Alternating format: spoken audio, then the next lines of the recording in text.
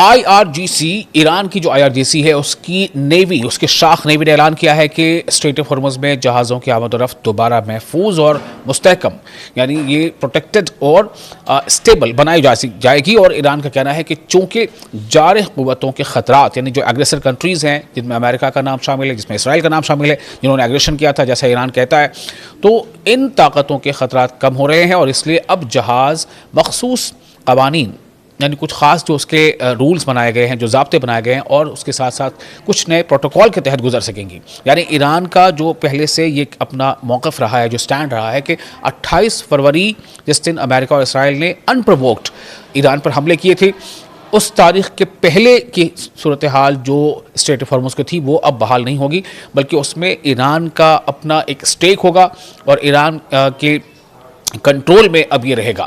تو I R G سی نے اپنے بیان میں شپنگ کمپنیوں اور جہازوں کے کپتانوں کا شکریہ بھی ادا کیا ہے جنہوں نے ایران کے بنائے گئے قواعد پر، ان کے بنائے گئے رولز پر عمل کیا۔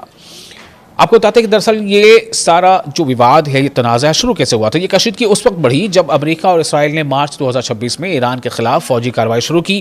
ایران نے جواب میں آبنائے ہرمز، یعنی اسٹریٹ آف ہرمز جسے کہتے ہیں، ہرمز جل ڈبرو مدھ، اس پر سخت کنٹرول نافذ کر دیا۔ کئی رپورٹس کے مطابق ایران نے بعض جہازوں کو روک دیا، کچھ کو اجازت نامے کے بغیر داخل ہونے سے منع کیا، اور امریکی جنگی جہازوں کو وارننگ دینے کے لیے میزائل اور ڈرون بھی استعمال کیے۔ اس صورتحال کے بعد دنیا بھر میں یہ تشویش پیدا ہو گئی کہ کیونکہ اسٹریٹ آف ہرمز اگر پوری طرح سے بند ہو جاتی ہے تو تیل کی سپلائی اس سے کافی زیادہ متاثر ہو سکتی ہے، پربھاوت ہو سکتی ہے۔ ایسے میں ٹرمپ کا منصوبہ کیا تھا؟ ٹرمپ اصل چاہتے کیا تھے؟ امریکی صدر ڈونلڈ ٹرمپ نے ایک منصوبہ بنایا، ایک پلاننگ کی، جسے بعض رپورٹس میں پروجیکٹ فریڈم کہا گیا تھا، اور اس منصوبے کا مقصد، اس پلاننگ کا مقصد، اس اسٹریٹجی کا مقصد امریکی بحریہ کے ذریعے تجارتی جہازوں کو آبنائے ہرمز سے گزرنا تھا۔ یعنی کہ اسٹریٹ آف ہرمز سے الگ الگ دیشوں کے جہاز گزرتے اور اس کو اسکارٹ کون کرتا؟ امریکہ کی نیوی اس کو اسکارٹ کرتی۔ یہ ایک پلاننگ تھی، لیکن بعد میں ڈونلڈ ٹرمپ نے یہ منصوبہ یعنی یہ پلاننگ بھی روک دی۔ رپورٹس کے مطابق سعودی عرب نے امریکی فضائی اڈے اور فضائی حدود دینے سے انکار کر دیا۔ یہ کافی اہم ہے۔ امریکی رپورٹس جو آ رہی اس کے مطابق سعودی عرب نے امریکی فضائی اڈے، امریکی ایئر بیسز اور فضائی حدود یعنی جو ایئر اسپیس ہے اسے دینے سے انکار کر دیا، جس کے بعد امریکہ نے اپنا یہ جو سٹینڈ ہے اس میں تبدیلی لائی۔ اب کیا بدل رہا ہے اس سے؟ اس صورتحال میں کچھ مختلف کیا نظر آ رہا ہے؟ رپورٹس کے مطابق ایران اور امریکہ کے درمیان بیک ڈور مذاکرات جاری ہیں، بیک ڈور ڈائیلاگ جاری ہیں، اور دونوں دیش ایک عارضی معاہدے کے قریب پہنچ رہے ہیں تاکہ جنگ بندی اور برقرار رہے اور آبنائے ہرمز دوبارہ مکمل طور پر کھولی جا سکے۔ جو سورسز بتا رہے ہیں اس کے مطابق ایران ایک نیا سسٹم لا رہا ہے جس کے تحت جہاز ایک خاص کوریڈورز کے ذریعے گزر سکیں گے، یعنی اب ہر جہاز کو ایک بہت ہی منظم اور کنٹرول راستے سے گزارا جائے گا۔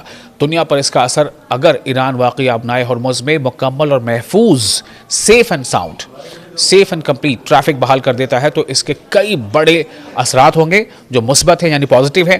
اس میں عالمی تیل کی جو قیمتیں ہیں اس میں کمی آ سکتی ہے، شپنگ انشورنس سستی ہو سکتی ہے، خلیجی ممالک یعنی کھاڑی دیشوں کو معاشی ریلیف مل سکتا ہے، اکنامک ریلیف مل سکتا ہے، اور دنیا میں ایک بڑے فوجی تصادم کا خطرہ، جو ایک فوجی ٹکراؤ کا خطرہ ہے، وہ کم ہو سکتا ہے۔ لیکن اگر یہ ڈائیلاگ ناکام ہوئے یا دوبارہ کشیدگی بڑھی تو یہ راستہ پھر خطرے میں پڑ سکتا ہے۔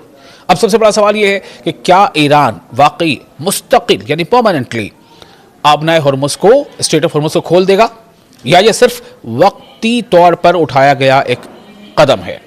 کیونکہ ایران پہلے بھی کہہ چکا ہے کہ وہ اپنی خود مختاری، جو اپنی انڈیپینڈنس ہے، جو سوورینٹی ہے، اور آبنائے ہرمز پر اپنے کنٹرول کو تسلیم کروانا چاہتا ہے۔ دنیا سے ایران چاہتا ہے کہ دنیا اسے مانے کہ ایران از اے سوورین کنٹری اور اس کی اپنی کچھ اختیارات ہیں۔